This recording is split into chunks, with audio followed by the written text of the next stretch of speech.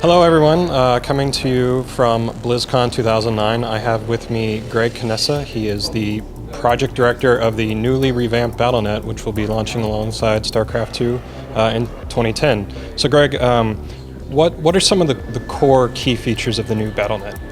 Well, you know, the new Battle.net for StarCraft 2 is really redesigned from the ground up to be a complete online game service, starting with, and it really is a Blizzard online game service, starting with StarCraft 2, very deeply integrated with StarCraft 2, and obviously designed to support all of our games going forward, you know, and extending beyond StarCraft 2 and into, you know, World of Warcraft, Diablo 3, and other games in the future.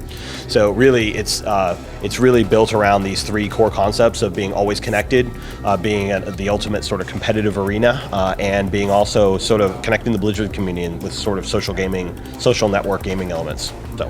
So one of the big takeaways that I got from the panel is that you'll have a persistent character thanks to the new Battle.net. Can you explain a little bit more about that? Sure. Yeah. On the new Battle.net, you'll have a persistent character. You'll have a full, rich, detailed profile. Your profile and your character will be your persona in Battle.net for StarCraft. Everything will be there, and everything will be based on that persistent character. So your win-loss record, your stats, your achievements, we've got a full achievement system. Everything is basically tied to your persistent character. Very similar to kind of like a World of Warcraft character, but it's kind of out of the game. It's your Battle.net character.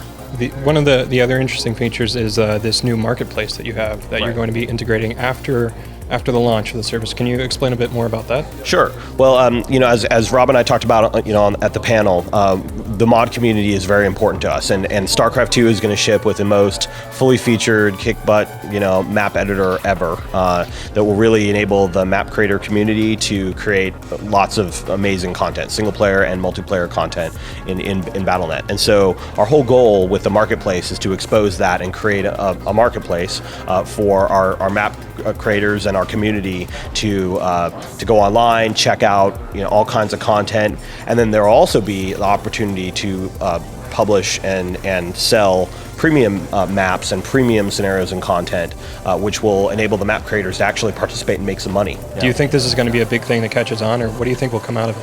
Well, we certainly hope so. I mean, you know, really the philosophy is going back to Warcraft 3, Defense of the Ancients, you know, Dota, something a lot of people are very familiar with, very, very successful. If you think about, you know, Counter-Strike or Day of Defeat in the context of, you know, Steam and Half-Life, these are examples of really amazingly successful user-generated mods have created whole communities. That's the type of thing we're trying to facilitate and embrace with the new StarCraft 2 marketplace. You know, just think if you're able to make a little bit of money and we can create an ecosystem around this, the type of production values and quality that you could put into a map if you could make a little money on it. And we're hoping that this will really jumpstart that ecosystem around user-generated content for StarCraft 2. It's a very full-featured map editor. We're also marrying that with a fairly sophisticated map publishing system on Battle.net that will enable you to essentially take your maps, work on them, just publish them out to your friends or publish them to the, you know, in public, and then decide whether it's for pay or for free. You're able to categorize it and basically control the parameters around how people use your map and play your map. It's super cool. All right, Greg, thank you for your time. Check back with GameSpot for continuing coverage of BlizzCon 2009.